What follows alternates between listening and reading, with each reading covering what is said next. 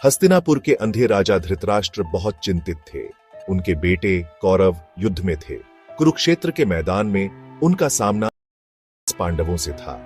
खुद कुछ देख नहीं पा रहे थे, इसीलिए धृतराष्ट्र संजय पर निर्भर थे। व्यास जी द्वारा दिव्य दृष्टि पाए संजय युद्ध भूमि देख सकते थे। बताओ संजय, धृतराष्ट्र ने डरते हुए पूछा, धर्म क्षेत्र में क्या हो रहा है? धृतराष्ट्र को अपने बेटों की बहुत चिंता थी। वो जानते थे कि पांडव धर्मी हैं और उनके साथ अन्याय हुआ है। वो कुशल योद्धा थे जिनका नेतृत्व बहादुर अर्जुन कर रहा था। धृतराष्ट्र अपने बेटों को भी जानते थे, जो दुर्योधन के लालच के कारण गलत रास्ते पर थे। फिर भी पिता के प्यार में अंधे होकर वो अपनी जीत की उम्मीद करते थे। वो इसी आस में थे कि किसी तरह उनके बेटे जीत जाएं, लेकिन हर पल के साथ ये उम्मीद कमजोर होती जा रही थी। कुरुक्षेत्र, चुना हुआ युद्ध क्षेत्र, सिर्फ एक जगह नहीं था। यह धर्म क्षेत्र था, धर्म का मैदान। यह धर्म और लालच, कर्तव्य और इच्छा के बीच के टकराव को दर्शाता था।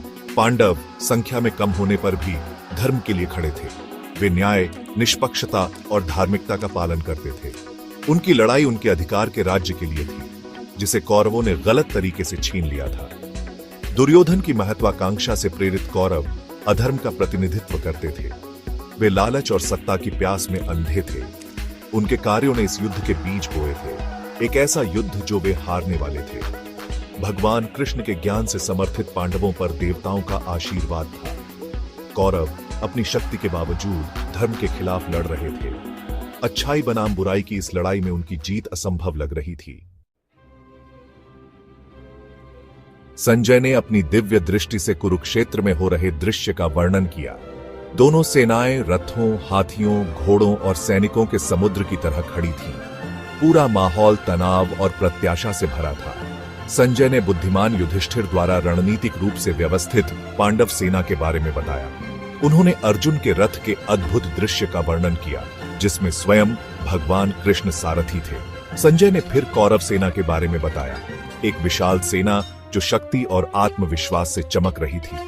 उन्होंने उनकी तरफ के शक्तिशाली योद्धाओं अजेय भीष्म, कुशल द्रोण, उग्र कर्ण और साहसी दुर्योधन का वर्णन किया। कौरव सेना की दिखाई देने वाली ताकत के बावजूद संजय के शब्दों में अंतर्निहित तनाव के संकेत थे। उनके अधर्म का भार हवा में भारी था। कौरव अपनी ताकत के बावजूद धर्म के खिलाफ एक हारी हुई लड़ाई लड़ रहे थे। युद्ध के चेहरे दोनों तरफ के प्रमुख योद्धा। संजय ने प्रमुख योद्धाओं की स्पष्ट तस्वीरें पेश की। पांडवों की तरफ अर्जुन, महान धनुर्धर, खड़े थे। कृष्ण की सलाह से उनका संकल्प मजबूत हुआ था। भीम अपनी अपार शक्ति के साथ कौरवों के खिलाफ धार्मिक क्रोध से जल रहे थे। युधिष्ठिर धर्म के प्रतीक शांत दृढ़ संकल्प के साथ नेतृत्व कर रहे थे। जुड़वा, नकुल और सहदेव अपने आप में कुशल योद्धा पांडवों की ताकत में इजाफा करते थे।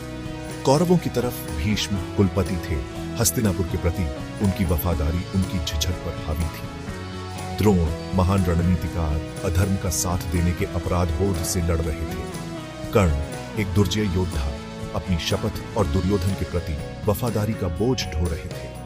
और इन सब के बीच में दुर्योधन खड़ा था, जिसकी महत्वाकांक्षा युद्ध की आग को हवा दे रही थी। भीष्म की प्रतिज्ञा, दुर्योधन के लिए एक झटका। जैसे ही सेनाएं पहले संघर्ष के लिए तैयार हुईं, कौरव सेनापति भीष्म ने एक महत्वपूर्ण घोषणा की। उन्होंने घोषणा की कि वह किसी भी पांडव को नहीं मारेंगे, क्योंकि वे उनके प्यारे राजकुमार थे। वह लड़ेंगे, लेकिन मारने के इरादे से नहीं। यह घोषणा, जबकि भीष्म के कर्तव्य और प्रेम की भावना का सम्मान करती थी, दुर्योधन के लिए एक झटका थी।